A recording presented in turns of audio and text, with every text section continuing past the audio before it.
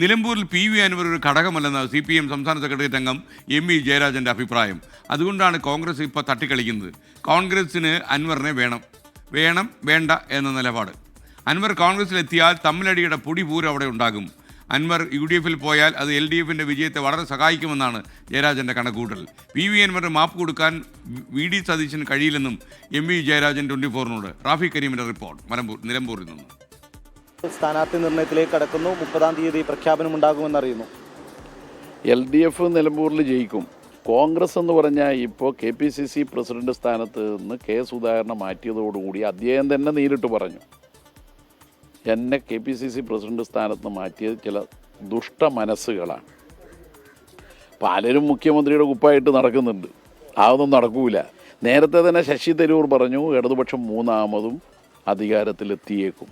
അപ്പം നിലമ്പൂരിൽ PV അൻവർ ഒരു ഘടകമേ അല്ല. അതുകൊണ്ടുകൂടിയാണ് യഥാർത്ഥത്തിൽ ഇപ്പോൾ കോൺഗ്രസ്സുകാർ അയാളെ വേണ്ടണം എന്നെടുക്കിയെത്തിയത്. അൻവർ തമ്മിലടിയുടെ പൊടിപൂരം കോൺഗ്രസ്സുകാർ കാണാൻ പോകുന്നു. അതുകൊണ്ട് അൻവർ ഈ തെരഞ്ഞെടുപ്പിൽ ഒരു ഘടകമേ അല്ല. ആര്യാടൻ ഷൗക്കത്തിന് ഇന്നലെ വരെ ആര്യാടൻ ആരടാ, സ്വന്തം പിതാവിനെ പറ്റിയാണ് അൻവർ പറഞ്ഞത്.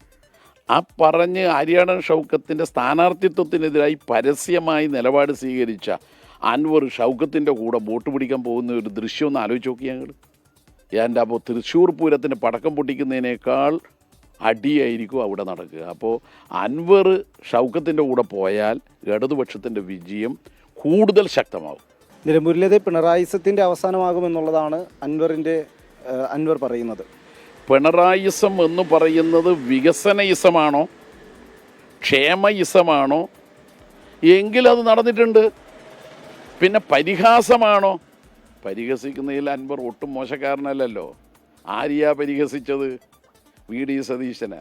എത്ര കോടികളുടെ അഴിമതിയെക്കുറിച്ചാണ് ഈ അൻവർ നിയമസഭയിൽ നിയമസഭയിൽ രേഖാമൂലം എഴുതി കൊടുത്തിട്ട് അഴിമതി ആരോപണം ഉന്നയിക്കാൻ കഴിയും? എഴുതി കൊടുത്ത് ഉന്നയിച്ചത് അതൊക്കെ വിഴുങ്ങോ? അതിന് അൻവറിനോട് മാപ്പ് കൊടുക്കാൻ പറ്റുമോ സതീശന് ഇന്നലെ വീണ്ടും പറഞ്ഞത് എന്താ പറഞ്ഞത്? അൻവറിനെ UDF-ലേക്ക് എടുക്കാൻ ഒരു മധ്യസ്ഥനെ ഏൽപ്പിച്ചിട്ടില്ല എന്നാണ്. എന്ന് പറഞ്ഞാൽ അതിൻ്റെ അർത്ഥം എന്താ? സുധാകരൻ അൻവർ UDF-ൽ വരുമെന്ന് പറഞ്ഞപ്പോഴാണ് മറുപടി. അത് അവരായിക്കോളൂന്ന്, അത് അവരെ കാര്യമായി. അൻവർ അവിടെ പോയാൽ അടിയുടെ പൂരമായിരിക്കും. MV ജയരാജനാണ് നിശ്ചിതമായ ചില വിമർശനങ്ങൾ ഉയർത്തിയത്.